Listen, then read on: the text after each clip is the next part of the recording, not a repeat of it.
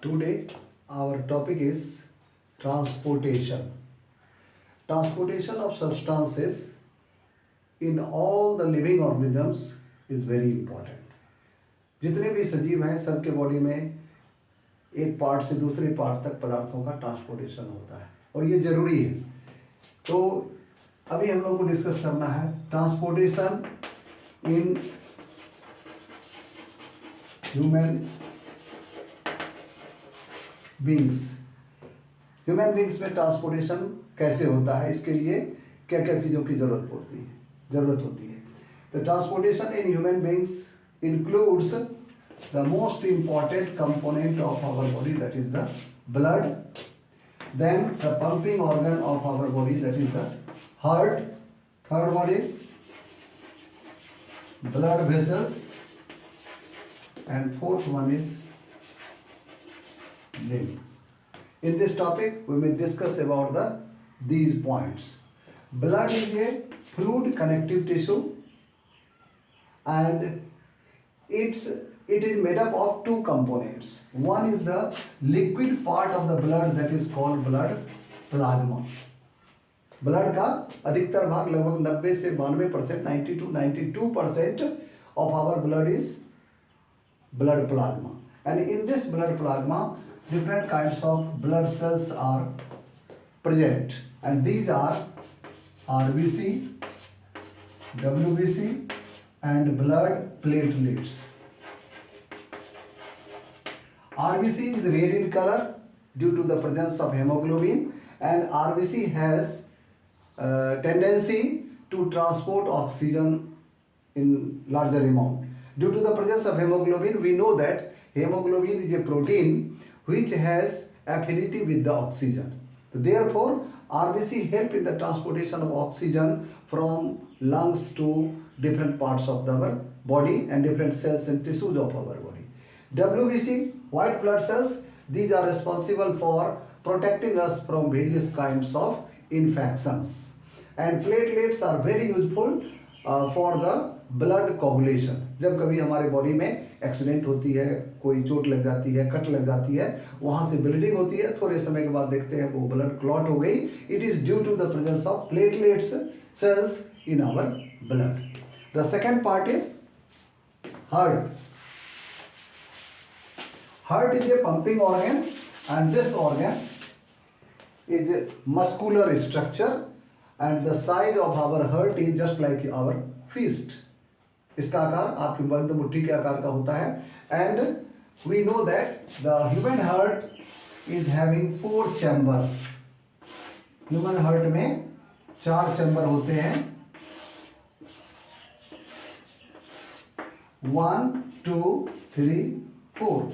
Therefore, we say that human being, in case of the human beings, pure and impure blood both are separated from one another. Pure और impure blood एक दूसरे से अलग रहता है.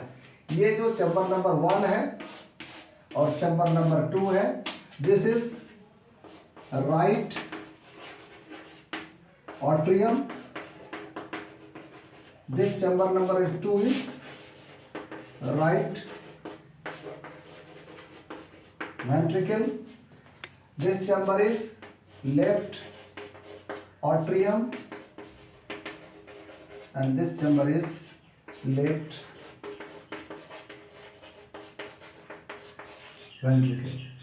It means right side में impure blood आता है, लेफ्ट साइड में प्योर ब्लड रहता है. तो प्योर ब्लड को आप बुक में भी देखोगे, जो डायग्राम उसमें रेडिश कलर से दिखाया गया है. प्रत्येक चैम्बर, ऊपर वाला ऑट्रियम एक वाल्व के द्वारा नीचे की ओर वेंट्रिकल में खुलता है, और ये राइट और लेफ्ट दोनों तरह के चैम्बर्स हैं. दोनों आर्ट्रियम रिस्पेक्टिव वेंट्रिकल्स में खुलता है. यानी इम्प्योर ब्लड सबसे पहले राइट आर्ट्रियम में जमा होता है, और यहाँ से जब ये कांटेक्ट करता है तो ये वाल्व खुल जाती है, ये राइट वेंट्रिकल में चला जाता है. और जब राइट वेंट्रिकल कॉन्ट्रैक्ट करता है तो यहाँ से एक दूसरी तरफ ब्लड का फ्लो होता है. यानी यहाँ से ब्लड ये जाती है पल्मोनरी वेन, जिसके द्वारा ब्लड लंग्स को भेजा जाता है. With the help of this vein it is send to the pulmonary artery, pulmonary सभी आर्टरी प्योर ब्लड को ट्रांसपोर्ट करता है और पल्मोनरी आर्टरी जो है वो इम्प्योर ब्लड को करता है। सभी वेंस इम्प्योर ब्लड को ट्रांसपोर्ट करता है, पल्मोनरी वेन प्योर ब्लड को ट्रांसपोर्ट करता है। तो यहाँ से ये चला गया लंग्स में प्यूरिफिकेशन के लिए और लंग्स में O2 CO2 का एक्सचेंज होता है और वहाँ से पुनः ये लौट करके आपके इस चैम्बर में आ जाता है। ये पल्मोनरी वेन के द्वारा प्योर ब्लड आता है, यानी जब ये दोनों आर्टरियम एक्सपेंड करता है, इसमें इम्प्योर ब्लड भर गया, कार्बन डाइऑक्साइड कंटेनिंग ब्लड जो प्यूरिफिकेशन के लिए वेंट्रिकल से होके जाता है, और यहाँ पर जो प्योर ब्लड आया वो यहाँ इसके कांटेक्ट होने से आ जाएगा लेफ्ट वेंट्रिकल में, और जब लेफ्ट वेंट्रिकल कांटेक्ट करता है तो ये यहाँ से एओर्टा के द्वारा प्योर ब्लड पूरी बॉडी में ट्रांसपोर्ट किया जाता है।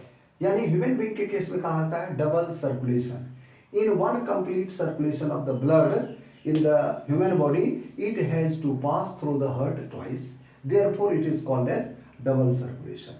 तो ह्यूमन बीइंग्स का जो हार्ट है एक खास तरह के मांसपेशियों की बनी होती है जिसको हम लोग कार्डियक मसल कहते हैं, और ये निश्चित क्रम में कॉन्ट्रैक्ट और रिलैक्स करता है। पहले दोनों आर्टरियम एक्सपेंड करेगा जिसके कारण इसमें इम्प्योर ब्लड, इसमें प्योर ब्लड भर जाता है। फिर जब ये दोनों कॉन्ट्रैक्ट करता है तो दोनों तरफ का ये वेंट्रिकल एक्सपेंड करता है, और जब वेंट्रिकल कॉन्टैक्ट करता है तो इम्प्योर ब्लड चला जाता है लंग्स में प्यूरिफिकेशन के लिए, और जो प्योर ब्लड है एओर्टा होकर के पूरे बॉडी पार्ट्स तक भेज दिया जाता है।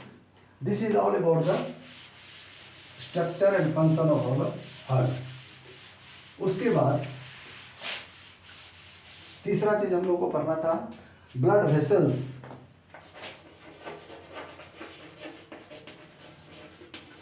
ये दो प्रकार के होते हैं, एक का नाम है आर्टरीज और दूसरे का नाम है वेंस। आर्टरीज जो है it always carry blood from heart to different parts of our body. Heart से ये ब्लड को बॉडी के डिफरेंट पार्ट्स में ले जाता है। दूसरा आर्टरीज जो है हमारी बॉडी सरफेस के अंदर डेप्थ में होती है। तीसरा आर्टरीज की जो वॉल होती है ये थिक वॉल होती है, क्योंकि इसके अंदर ब्लड जो है अंडर हाई प्रेशर पंप होती है, जबकि वेंस जो है इसकी वॉल थिन होती है। It is present just below the surface of our skin and it is thick wall, it has thin wall. इसमें थिन वॉल होती है और इसमें वॉल्व प्रेजेंट होते हैं और इसमें वॉल्व एब्सेंट होते हैं। तो वॉल्व का क्या काम है? It help in the unidirectional flow of the blood. Blood में यूनिडायरेक्शनल फ्लो, एक तरफ से जैसे विभिन्न भागों बॉडी के डिफरेंट पार्ट से हार्ट की तरफ जा रहा है तो वो लौट के पीछे की तरफ नहीं जाएगा। तो these are basic differences between arteries and when.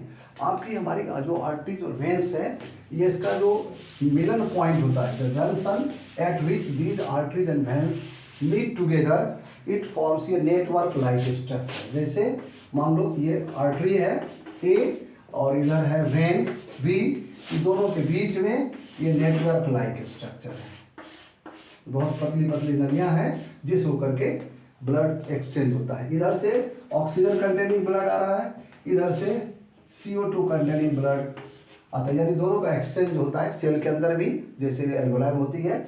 और ये इसको हम लोग कहते हैं ब्लड वेसल्स। ये ब्लड वेसल्स जो है ये हमारे बॉडी के प्रत्येक सेल और टिश्यू को O2 पहुंचाता है, CO2 को वहां से लेकर के बाहर जाता है। तो आर्टरीज और वेन के बाद हो गया। इसके बाद हम लोग को पढ़ना है एक दूसरा फ्लूइड जो हमारी बॉडी के अंदर फ्लो होता रहता है, उसका नाम है lymph. Lymph is another type of fluid collecting tissue which is flowing throughout our body, and this lymph is also called as tissue fluid। इसको हम लोग टिश्यू फ्लूइड के नाम से भी जानते हैं, क्योंकि ये हमारे बॉडी के जितने भी सेल्स और टिश्यू जो उसके आउटसाइडर इन्वायरमेंट का फॉर्मेशन करता है। लिम्फ हमारे बॉडी के अंदर एक खास तरह के नलियों में, जैसे ब्लड वेसल्स, आर्टरीज और वेन के द्वारा ब्लड का ट्रांसपोर्टेशन होता है, यहाँ पर एक खास तरह की नलियों में वो प्रवाहित होती रहती है और कंटिन्यूसली। लिम्फ का कलर आपके ब्लड प्लाज्मा के जैसा होता है, क्योंकि इसमें आरबीसी के सेल्स वगैरह नहीं पाए जाते हैं। तो लिम्फ जो है टिश्यू फ्लूइड का काम करता है, जो O2, CO2 और वेस्ट मटेरियल्स का एक्सचेंज हमारे बॉडी के अंदर करता है। सेल्स के अंदर बाहर जिसकी जरूरत नहीं है उसको बाहर निकालेगा। और सबसे इम्पॉर्टेंट लिम्फ का जो सबसे इम्पॉर्टेंट फंक्शन है, इसका transportation of digested fats. Fat का ट्रांसपोर्टेशन ये करता है, यानी फैट जब डाइजेस्ट होता है तो फैटी एसिड और ग्लिसरॉल में बदलता है। After digestion it is absorbed by the inner wall of the small intestine, जिसको विलाई हम लोग कहते हैं। और विलाई का जब डायग्राम आप देखेंगे उसमें ब्लड वेसल्स, आर्टरीज और वेन के अलावा लैक्टियल्स लिखा होगा, जिससे होकर के ब्लड ये लिम्फ फ्लो होती है। और ये डाइजेस्टेड फैट को, जो फैट का डाइजेशन के बाद फैटी एसिड और ग्लिसरॉल का फॉर्मेशन होता है, उसके ट्रांसपोर्टेशन में ये मदद करता है। It means this is all about the transportation in human beings.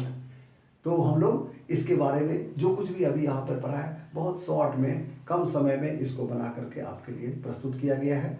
I think when you will see it, definitely you will be benefited from this point.